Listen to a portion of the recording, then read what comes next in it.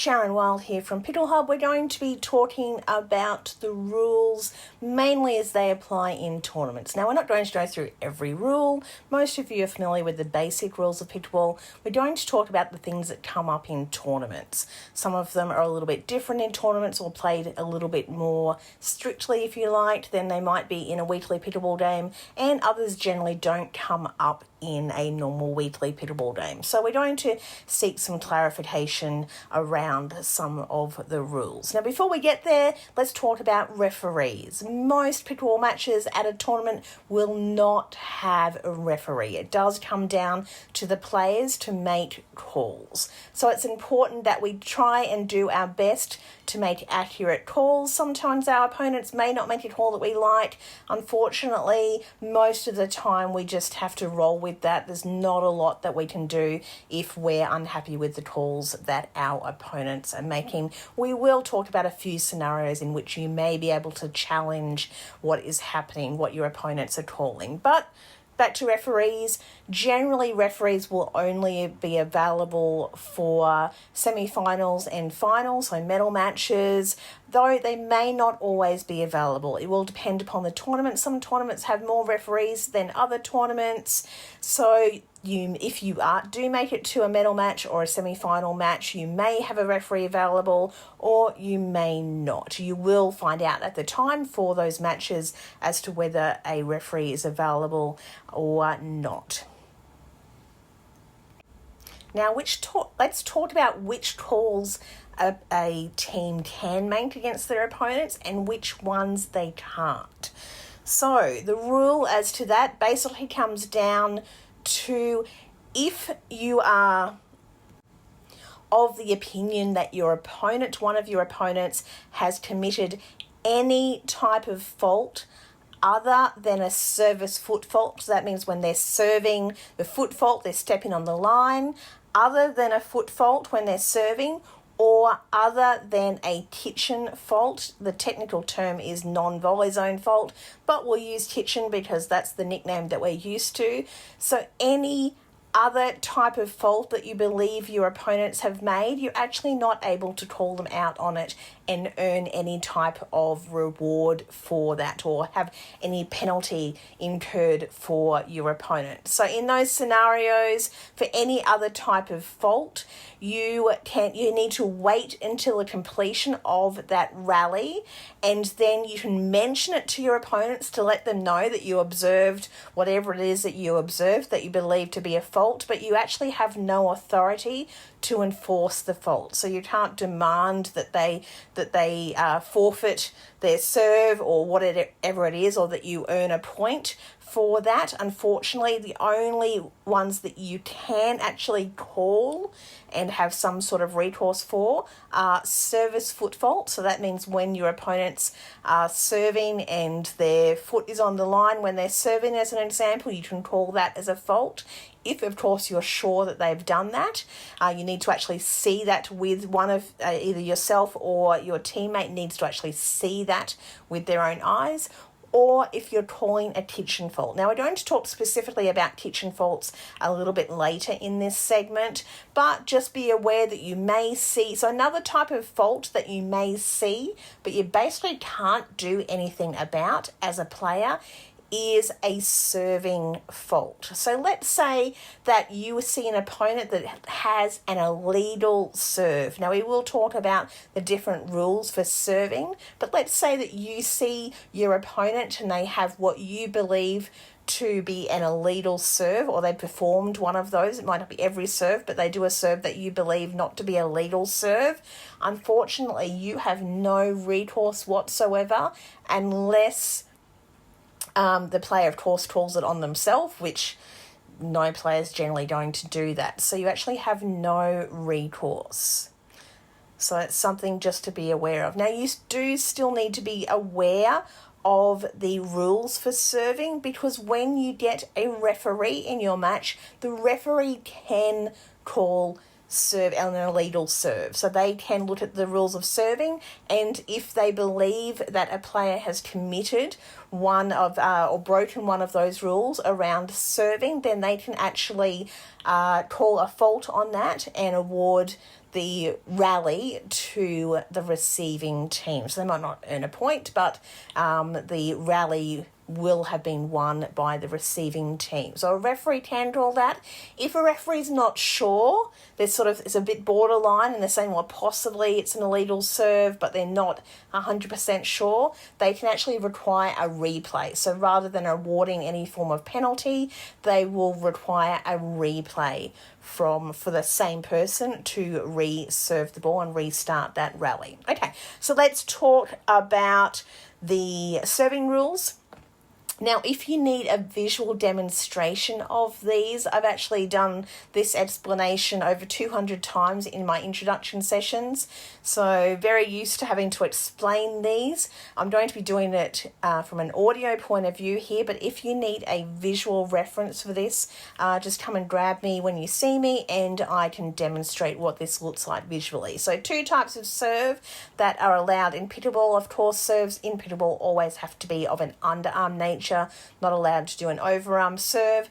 2 types of serve. We have a drop serve, which is where the ball is released from a player's hand. The person serving the ball is released from their hand. The ball is going to make contact with the ground, so it's going to be bouncing up off the ground, and then the player is going to strike that ball. Now, with the bounce serve, with the drop serve, which is the one that's bouncing off the ground, hardly any rules need to be aware of. Now, with both types of serve, obviously both feet need to be back behind the baseline. You need to have at least 1 foot in contact with the ground behind the baseline at the time when you make contact with the ball when you are serving. So if you have 1 foot up in the air as you're moving forward, that's okay, as long as you're behind the baseline when that occurs, when you're making contact with the ball. If you move over the baseline and into the court in your follow through from the serve, that's completely okay. It's just at the point of contact, both feet need to be back behind the line. So back to the drop serve. With the drop serve, hardly any rules. The only thing you can't do, there's only a couple of things you can't do with a drop serve. You can't propel the ball in any direction. What does that mean? It means you can't toss the ball up in the air and then let it bounce off the ground before you hit it. You can't throw the ball down. So like a tennis player might bounce the ball a few times before they serve. That's applying downwards force. You can't do that in pickleball with the drop serve. So when you're releasing the ball from your hand, basically you're opening up your fingers and letting the ball fall out of your hand with gravity. You can't be propelling the ball up, down. You can't be propelling the ball out to the side, out in front of you. It's just simply falling out of your hand.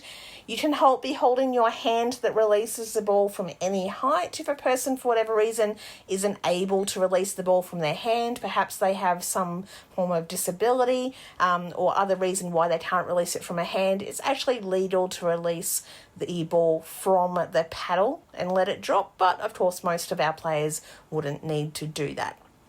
So, drop serve, can't throw the ball up, can't apply downwards force. And with the drop serve, it doesn't matter where the ball makes contact with the ground when you're serving before you hit the ball. So the ball can bounce inside the court, on the baseline or behind the baseline, doesn't matter as long as your feet are behind the baseline when you make contact with the ball. So that's the drop serve, very straightforward, any type of swing path you like. You can do a backhand drop serve, you can do a forehand drop serve, you can try and put top spin on the ball, you can try and put a slice the ball, you can put top spin and side spin. Whatever you like, any type of swing path for the drop serve is allowed. Second type of serve, technically it's called a volley serve, where you're hitting the ball out of the air. Andrew and I call it a traditional serve, where you're hitting the ball out of the air. The ball won't be making contact with the ground. With this type of serve, there are 3 primary rules that you need to be aware of, and then a couple of additional ones as well. So the 3 main rules. when you make contact with the ball, you need to be making contact with the ball below your belly button. Now, technically, in the rules, it actually says waist, but most people say to me, I don't know where my waist exactly is. I don't know how to judge it on my opponents. So that's why Andrew and I use the belly button reference, because it's a lot easier to try and work out where a belly button is than trying to work out exactly where the waist is. So you want to be making contact with the ball when you're serving below your belly button. If it's up above your belly button, that is actually an illegal serve, and a referee, if you have a referee in your match, they will call you on that. So make sure that the ball is below your belly button when you're making contact with the ball. Second rule for the traditional serve is that we need to have an upwards arc when we're making contact with the ball, an upwards arc.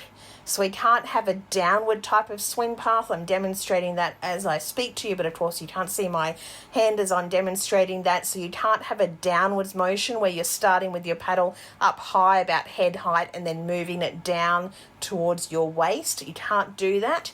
You also can't try and slice the ball, again starting with the paddle up higher near shoulder height and then moving it down on an angle towards your belly button. Can't do that. Also, with the traditional serve, can't have a horizontal type of swing. So if you imagine that you have a swing where the paddle is horizontal with the ground, that's not allowed either. It has to be an upwards arc motion. So I describe this as wherever the paddle starts is lower than where it finishes. Where the paddle starts is lower than where it finishes. Again, this is only for the traditional volley serve where you hit it out of the air. For a drop serve, any type of swing path you like.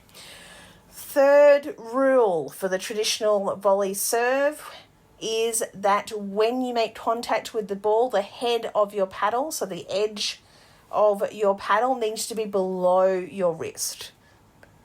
The head of the paddle needs to be below your wrist. Again, this really needs to be seen to be understood, but some of the things that will break that rule, if you have a horizontal type of shot, so if you're hitting the ball in a horizontal motion around about waist height, that will be an illegal serve because the head of the paddle is always going to be above the wrist if you do that.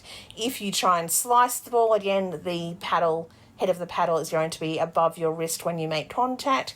If you try a backhand serve with a traditional serve where you're hitting the ball out of the air, it's extremely difficult to do that legally from the backhand side, simply because when you do a backhand for a traditional serve like that, when you're basically volleying the ball, the head of the paddle is almost always going to be above the wrist. Again, you can't see my hand as I'm demonstrating that, but if you're not sure, come and ask me about that.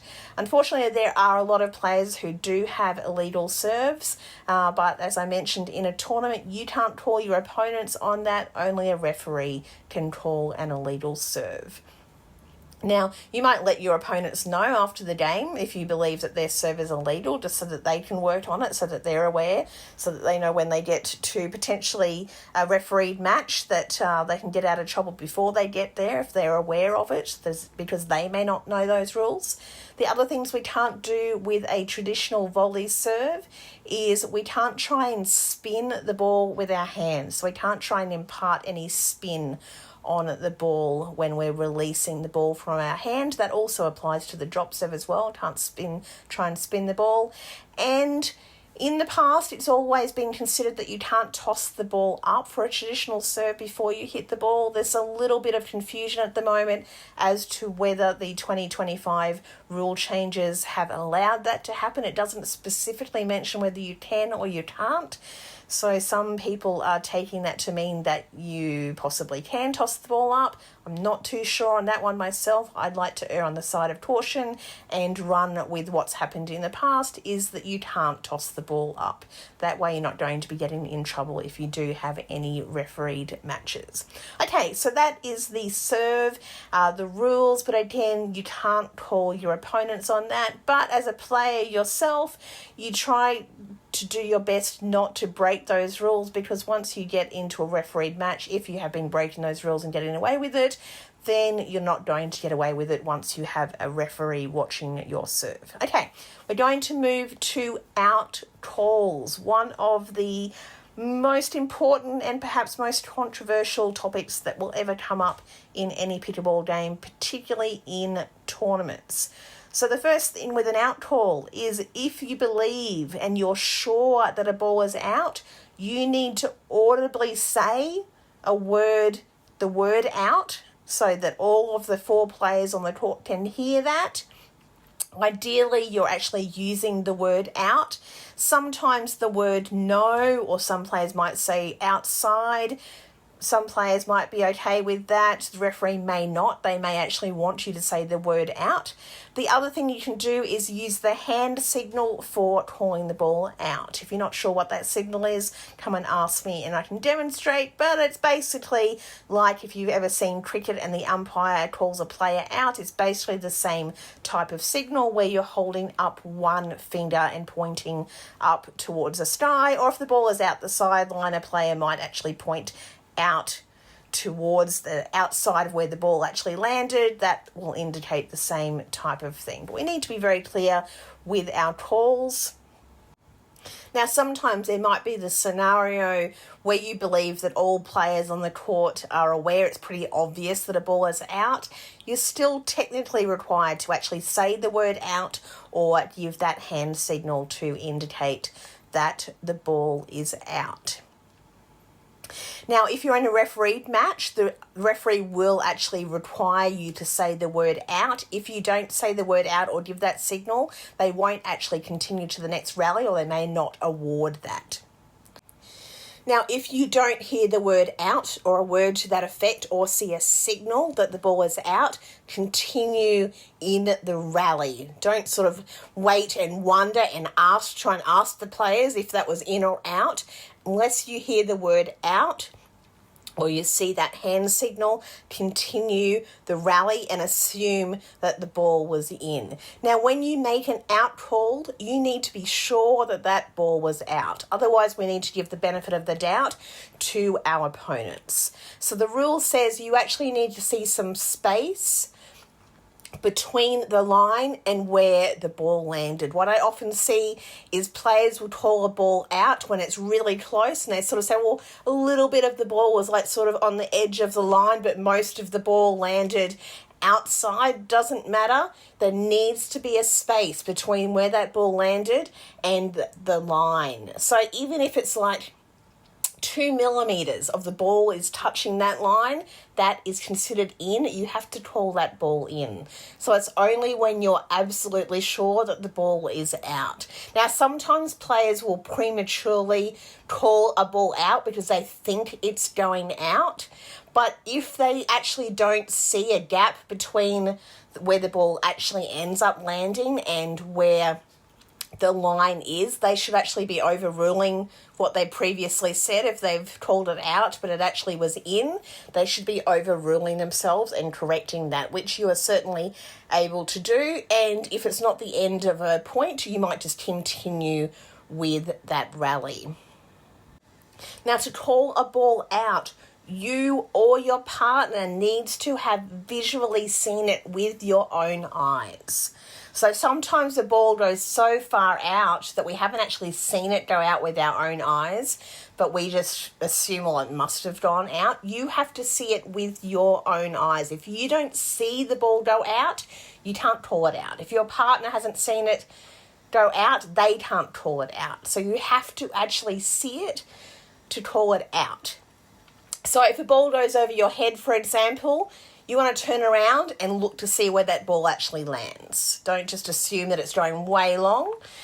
You have to actually see where it lands. Now, if a ball hits a permanent structure, so in the pickleball world, an example of that is if a ball is hit long and runs into a fence, then of course that is still considered out. It hasn't actually hit the ground, but it has run into what's referred to as a permanent object. So if a ball hits the fence without having bounced, hits it on the full, then that is also out. But again, you have to actually say the word out.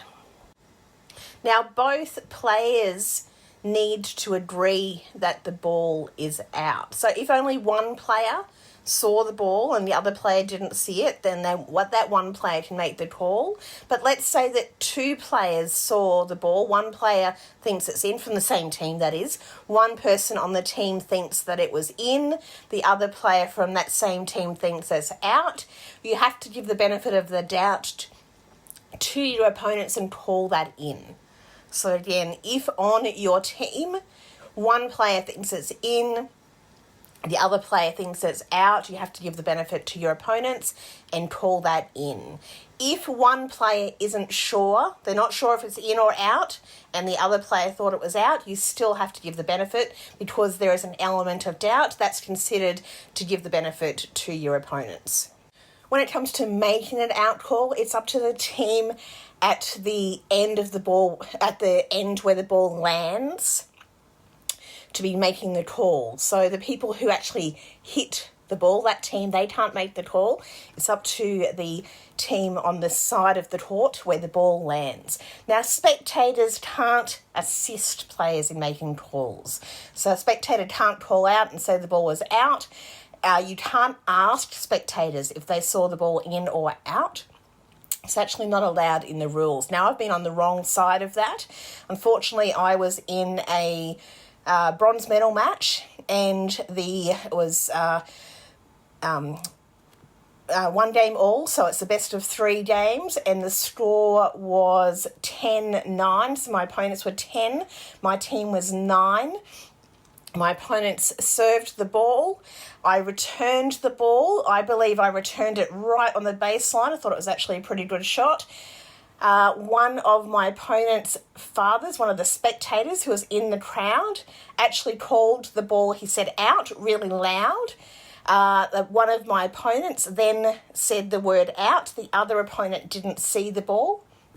Unfortunately, the point was awarded to my opponents because they called the ball out. I wasn't able to challenge that because we did have a referee, but the referee didn't see the ball land. So unfortunately, I missed out on a potential bronze medal because a spectator called the ball out. The player then called it out, whereas the other player didn't see it. Upon asking the players after the match, they actually weren't sure if the ball was out. They were actually going based upon what the spectator said. Meanwhile, I actually had Andrew and some friends in amongst the spectators as well, the same areas where this person was, and they said the ball was actually in. So I missed out there. But the moral of that story is we can't ask spectators for their opinion, and we can't allow spectators to be calling the ball out. We don't want them to verbally be interfering in any way. Okay, now as to the timing of when you're making an out call. The timing of your call needs to be immediately after the out actually happens. So immediately after the ball lands outside of the pickleball court, you need to be making the call straight away. So the call needs to be made before the earliest of these two situations. The call needs to be made before, so if you did hit the ball, so the ball goes out and then you or your partner hit the ball back into play, you need to call the ball as out before your opponent hits the ball. So before your opponent hits the ball or before the ball goes dead. So let's say you hit the ball. So the ball lands. You're not sure if it's in or out at the time. You hit the ball back and then the ball goes dead because you hit the net or you hit the ball out, or perhaps you hit a shot that you don't really like. You can't do that. You have to be waiting. You have to make the call immediately. You can't wait to see the outcome of what happens later in the rally. So you need to be making your call before your opponent hits the ball back or before the ball goes dead, whichever one of those occurs first. Next, we're going to talk about kitchen faults. Now, the technical term is non-volley line or non-volley zone, but of course everyone calls it the kitchen as its nickname, and referees generally refer to it as the kitchen as well for ease of reference. Now, there has been a rule update in 2025. In the past, it was up to the player themselves, the offending player, to call if they have a kitchen fault. They needed to call it on themselves if they perform a kitchen fault. Or if your partner performs a kitchen fault, it was actually up to that team who actually did the fault to call it on themselves. But as of 2025, the opponents can actually call it. So basically, if you see one of your opponents making a kitchen fault, you can call them on it, but you need to do it as soon as that kitchen fault occurs. So you can't wait until the end of the rally, wait to see what happens in the rally and then call the kitchen fault. As soon as you see the kitchen fault, you need to call that fault, and basically it stops play. Now, a couple of situations can occur. Let's say you call your opponents, you see the kitchen fault, what you believe to be a kitchen fault, and both of your opponents, the side who actually performed the kitchen fault, disagree with you. So both players say, no, we didn't do a kitchen fault. Then in that scenario, you actually have to replay the point. So you've stopped play. The rally didn't actually come to completion. You have to replay the point. If both players on the offending team or the alleged offending team believe that they didn't make a kitchen fault, you have to do a replay. However, if one of the players on the offending team aren't sure or believe that they did a kitchen fault, then the benefit of the doubt goes to the opponents, and that will cause a fault and that they lose that rally. So it may not result in a point being earned, depends on which side the serving team was, but it will result in a fault occurring, and then either a point is awarded if it was the serving team who were the opponents, or if it was the other way around, then it just results in the ball going to the next server. Now, only one of the opponents needs to see the fault, so both opponents don't need to see the fault, and often both may not see the fault. Only one opponent needs to see that fault. Now, the actual kitchen fault itself, there have been some rule changes, and there's a few things that we need to clarify because there has been a little bit of confusion with some of our players. So, a kitchen fault is now going to occur, and you need to look at the volley. The volley starts at the point of contact for that volley shot. In the past, the rules, the swing was included as part of the volley, but now they're only looking at the volley starts at the point where you're actually making contact with the ball. So you're hitting a volley, it's where the time when you make contact with the ball to make that volley shot is when you're looking at the position of where the players are on the court. So if at the time when a player makes contact with the ball to make a volley, if their feet are on the kitchen line or in the non-volley zone, the kitchen area, then that is a fault and the point is over, if it's obviously called.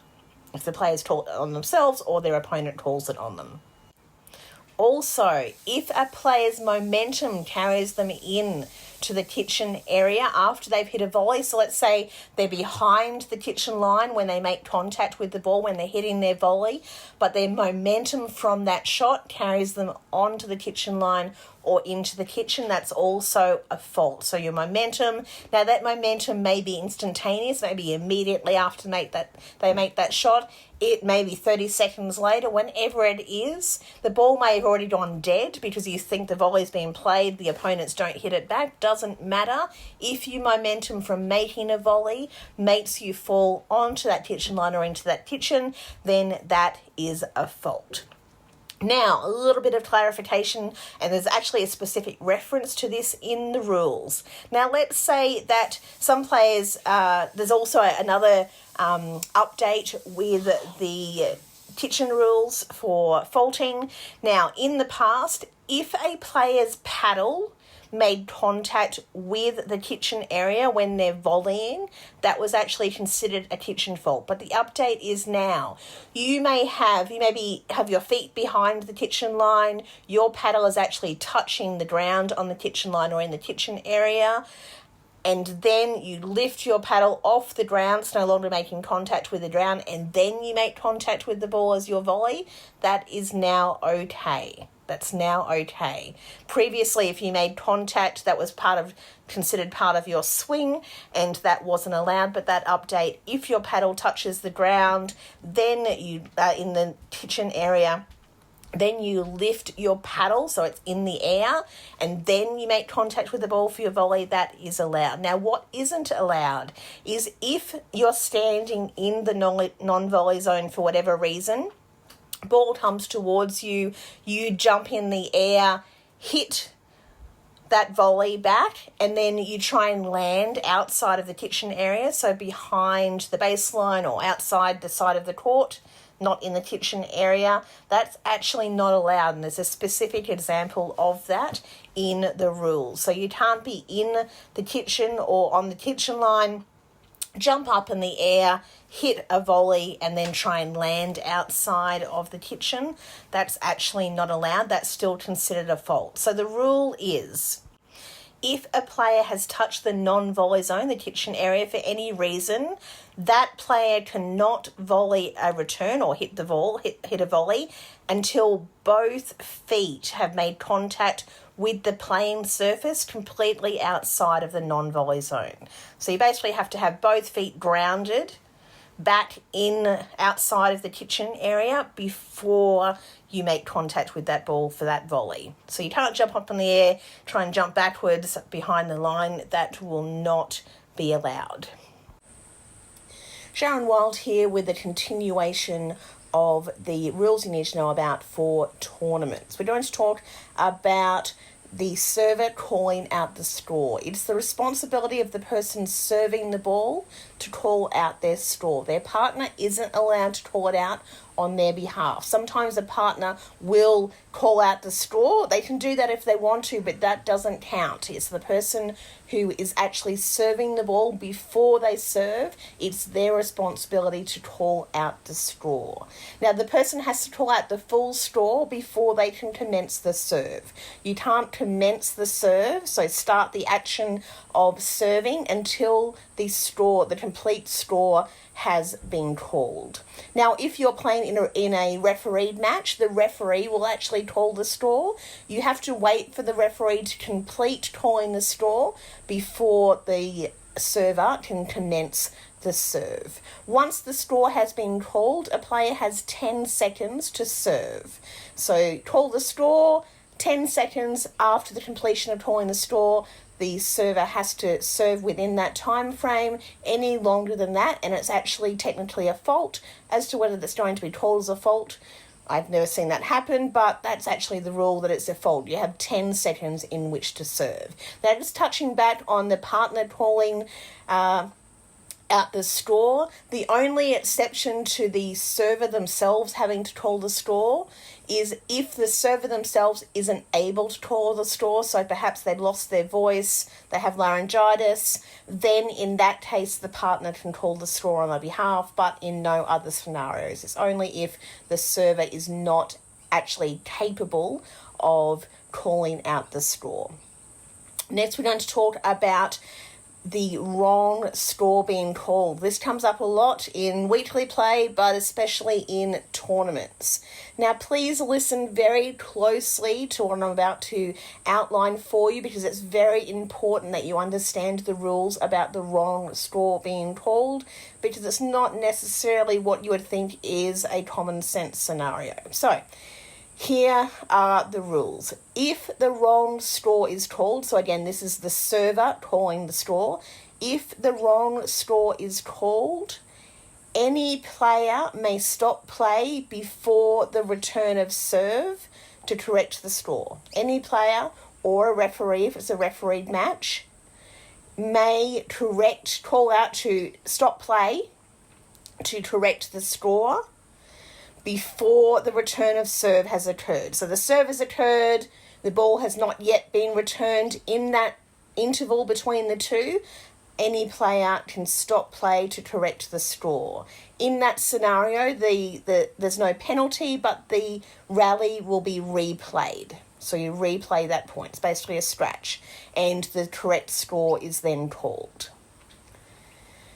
After the return of serve has occurred, you basically have to let play continue. So if the return of serve has occurred and you think that an error has been made with the straw, basically keep your mouth shut about the straw until the end of the rally, and then question the straw to see if a correction needs to be made. So the rule says, after the return of serve, play shall continue to the end of the rally and the straw correction made before the next serve. So if it's after the serve has been returned and you're not quite sure, wait until the conclusion of that rally and then make an attempt to correct the score before the next serve occurs, or before the score for the next serve occurs. Now this is where it gets a little bit tricky, so please keep this in mind. After the return of serve, a player who stops play to identify or ask for a score correction, so that might just be a score check to identify what it is, or to ask for a correction of the score, will have committed a fault and will lose the rally. So that's after the return of serve. Any player who stops play or calls out to identify the score or to correct the score, that's a fault, and they will lose that rally. And generally it's the receiving team who will be making that correction attempt, or that identifying the score, so generally they will be losing a point in that scenario. By losing a rally to the serving team, you're losing a point, or you're giving the serving team a free point. A player who stops play after the serve to identify or ask for a score correction when the score was correctly called will have committed a fault and will lose the rally. So again, this is generally the receiving team who will be losing in this scenario. So a player who stops play after the serve, so this isn't after the return of serve, this is just once the serve has occurred. If they attempt to stop play to identify the score or ask for a score correction when the score was correct, they will have committed a fault and they'll lose that rally, which means they lose they give a point to the serving team. So it's really important in this scenario that you basically, unless you're 100% sure that the score has been called incorrectly, basically wait until the end of the rally and then discuss the score correction if you think it's been called incorrectly. Because if you attempt to stop play as soon as the serve has occurred and you were wrong, the score was actually called correctly, you lose a point. You don't want to lose a point. So wait until the end of the rally and then before the next serve has occurred, then speak to your opponents and question that if you're not sure, or if you just want to double check that the score had been called correctly, or if you need to correct the score. So really important that you have that understanding, because otherwise you potentially are going to be faulted. Now, I've actually been in a tournament where my partner was actually a referee. Obviously, as the player, she wasn't refereeing the match, but she is a referee. And she actually questioned the score during the point, and she was actually faulted on that and lost a point because of it. So the rules have actually changed over the last couple of years around the wrong score being called. So that was just as those rules were changing.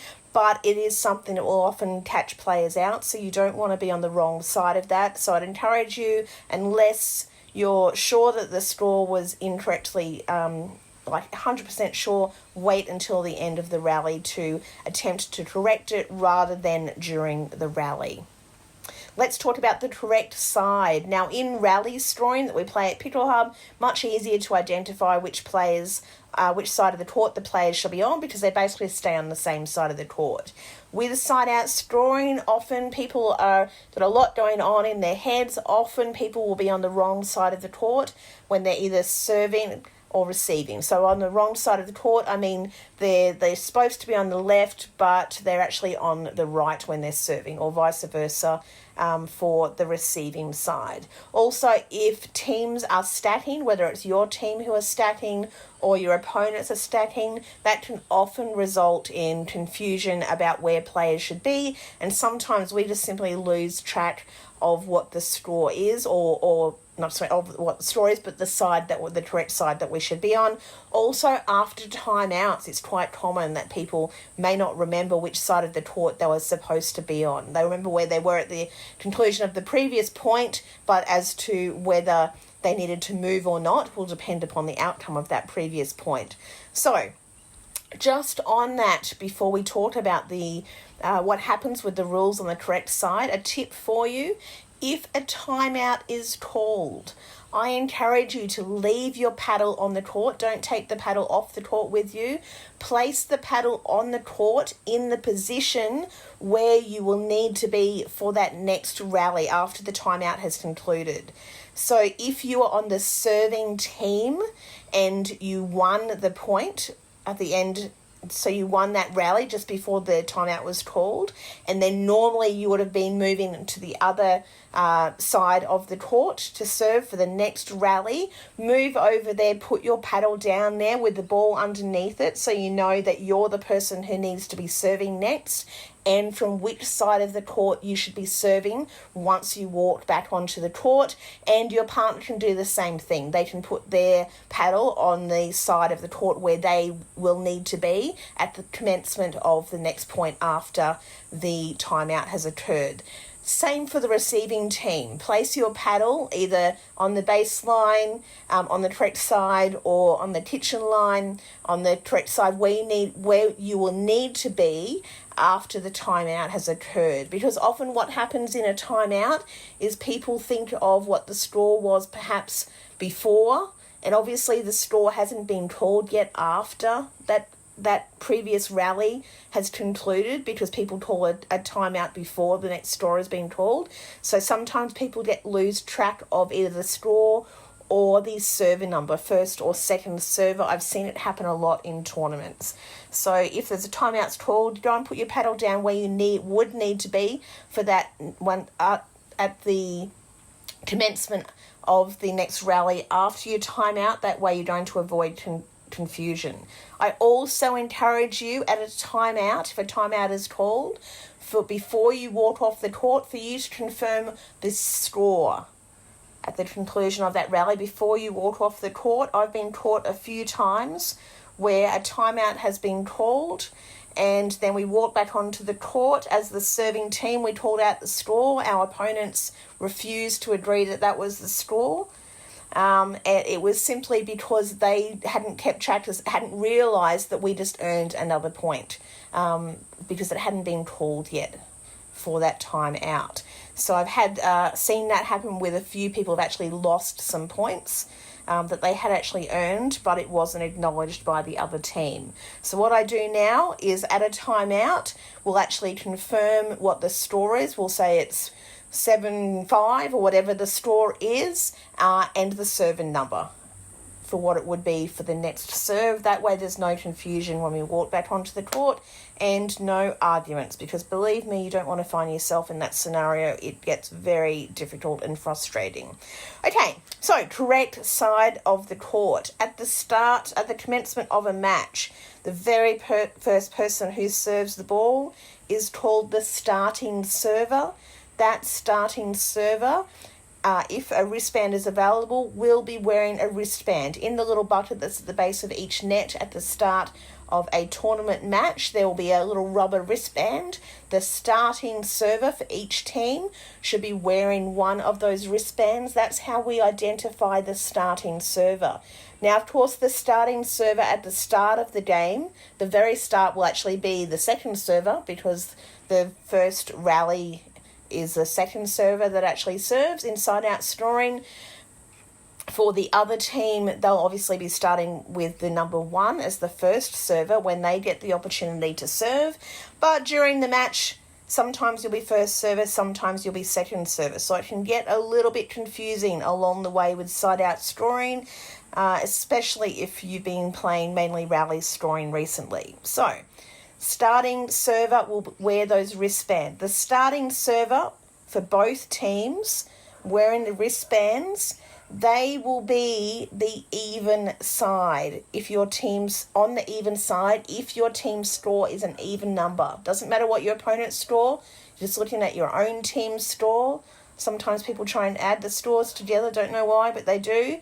Just look at your team's score. If your team's score is an even number, 0, 2, 4, 6 up, that means that the person on your team who is the starting server with the wristband should be positioned on the right side of the court. If your team's score is an odd number, then is going to be that they're going to be on the other person's going to be on the other side. So basically keep track at the start of the game. If you're the starting server wearing that wristband, that person, if your team's score is an even number, that person should be starting on that right hand side. Of course, if they win a rally, they're going to be moving across and they're serving, they're going to be moving across to the other side, but then that all flows out through the game. I know that's a little bit hard to wrap your head around, but basically you just want to have a look for each time you start a serve after a side out, and when you're receiving that, if you're the starting server, you'll be on the right hand side, and if you're the other person, you weren't the starting server, you'll be on the other side. This is after a side out. And of course, when you're receiving, it will always be the case that you should be on those appropriate sides. Again, a bit confusing, but that's actually how you can keep track of the correct side. So, I'll just repeat that, if a team score is an even number, that starting server will be on the right side when they're serving and when they're receiving. And if the team score is an odd number, the person who wasn't the starting server, who isn't wearing that wristband, will be on the left-hand side. Now, you can't change sides at ends. It's not like rally scoring where you go, I want to change ends with my partner. You just have to stick with that throughout the whole game. Now, of course, if you're stacking, that's a whole different story. I won't be covering that in this rules information. Okay, if you're playing a 3-game match, so if you find yourself in a semi-final or a medal match and it's a 3-game match, you can change your starting server between games. So game 1, you start with one person as the starting server. In the second game, if you wanted to, for whatever reason, you could change it to your other player. In that situation, they would have to be wearing the wristband. You would give them the wristband to wear, and you would need to notify the referee of that change if you have a referee for your match. Okay, so that's the correct side. Let's talk about the being in the correct position. So before the serve occurs, any player can ask the referee, if there is a referee, for the score, who is the correct server and who is the correct receiver, or whether any of the players are in the incorrect position. So basically, you can be asking the referee to say, and the way that I do this is to the referee, I basically say, am I good? Are we in the right position? Because the referee can then correct that. So am I good is generally referred to as something that you can do to check to make sure that you're in the correct position. So if you don't have a referee, which is obviously going to be for most of the games that you find yourself in, a player can ask their opponent the same question. So you can ask your opponent if the server is in the correct position, if the person receiving the serve is in the correct position, and if a player isn't in their correct position, so if the server isn't in the correct position, or the person receiving the serve isn't on the correct side, in their correct position, when at the time when the score is called, the referee or a player can stop the rally and identify that an error has been made and get the players in the correct position. So that's when the score is called, but the serve hasn't occurred yet.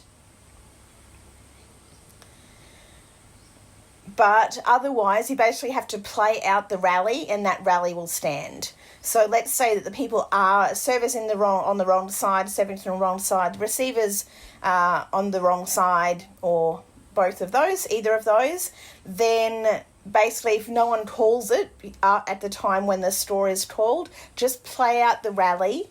The rally stands. And then for the next rally, go, oh, hey, someone's in the wrong position, and then have the players in the appropriate position. Now, obviously, if that happens a few rallies in a row, all of those rallies will count until the teams identify that they were in the wrong position. So sometimes it may mean that a player actually would serve from the same side of the court 2 rallies in a row because they'd been on the incorrect side, and then the next rally they were actually on the correct side. Unfortunately, that may happen, but you basically just need to wait to play that rally out, and then that rally counts. You can't replay that rally because of the wrong side, a player being on the wrong side, and then once it's identified that a player is in the incorrect position, then to correct it before the next rally occurs. Okay. Now, we talked about this a little bit earlier about readiness, about if you're not ready, that the appropriate measures are to raise your paddle or to say the word wait or put your hand up in the air. Obviously, you don't want to be abusing that and doing it too often because you're going to annoy your opponents, but it's generally considered sportsmanlike to give your opponents a little bit of time for them to be able to get into the correct position before the serve has occurred. If the score has been called or the server has started to call the serve, started to call the score, then if you signal not ready after that, is too late. It's going to be ignored. So make sure that if you're not ready, that you signal that, indicate that before your opponent starts to call the score. Okay, receiver faults. It is, so we talked about an example of this before. If you call a timeout after a person has served, then so during the actual rally, so after a person has served, that's actually a fault. So you can't do that, so you don't want to do that. Make sure you call your timeouts before the serving team call their score. And there is one more. Okay, so this often happens. There's actually a nickname for this called a nasty Nelson, but there are other situations. If the receiving team, if a ball strikes them on the full, wherever they are on the court during a rally, that's actually a fault on that receiving team. So obviously that's if the rally is not already completed. If the ball is dead, then after that it's fine. But if the rally is still in progress, if the ball comes into contact with the receiver's body, so other than their hand is considered part of the paddle, but anywhere else on their body, or if a player interrupts the flight of the ball before the ball bounces, so I'll give an example of that in a moment, it's actually called a fault. So the interrupting the flight, an example of that is if the serve occurs, and let's say that the serve basically goes in a straight line, and the player who would be standing up at the kitchen line just stops that ball with their paddle because they basically think was obviously a serving fault, then that's actually a fault on the receiving team, and the serving team will win a point for that. If that ball actually hits the player's body who is there at the kitchen line, that's called a nasty Nelson. So again, that's another, that's a fault on the receiving team, and the serving team actually win a point for that, even though obviously the ball would have been out if the ball had touched the ground. So the moral of that story is don't stop balls that are in flight with your body or with your paddle, just let them go out. Or obviously if the ball actually does hit your body on the full in the course of a rally, then that's also a point to your opponent. So try to get your body out of the way whenever possible.